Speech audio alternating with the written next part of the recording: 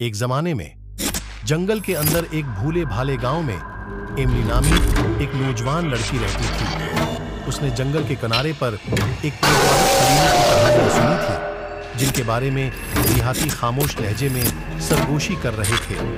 इंतबाहात के बावजूद एमली का तजस्सुस इससे बेहतर हो गया और एक चांदनी रात वो अंधेरे में चली गई।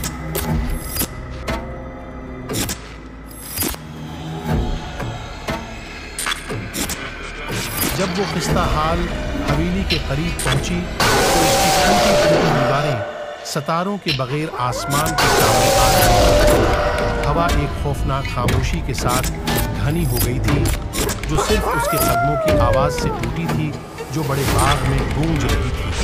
कांपते हाथों से एमली ने धकेलते हुए दरवाजा खोला और मध्यम रोशनी वाले फवेर में कदम रखा।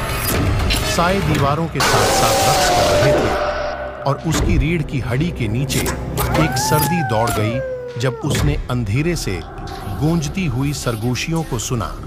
इंतबाही इलामात को नजरअंदाज करते हुए एमली ने हवेली के हर कमरे को तलाश करने पर जोर दिया, लेकिन हर कदम के साथ सरगोशियां तेज होती गईं और हवा ठंडी होती गई। आखिरकार वो इटारी तक पहुंच गई। वहां चमकती हुई मोमबत्ती की रोशनी में एमली ने एक पुराना जरीदा दरियाफ्त किया। इसके सफ़हात खफिया अलामतों और तारीख अशियार से भरे हुए थे। जब उसने बुलंद आवाज से पढ़ना शुरू किया तो साए के अंदर एक खौफनाक मौजूदगी हलचल मचा दी। बोले जाने वाले हर लफ्ज के साथ करीब तर होती गई। अचानक मोमबत्तियां टमटमाती हुई इटारी को अंधेरे में डूब गईं।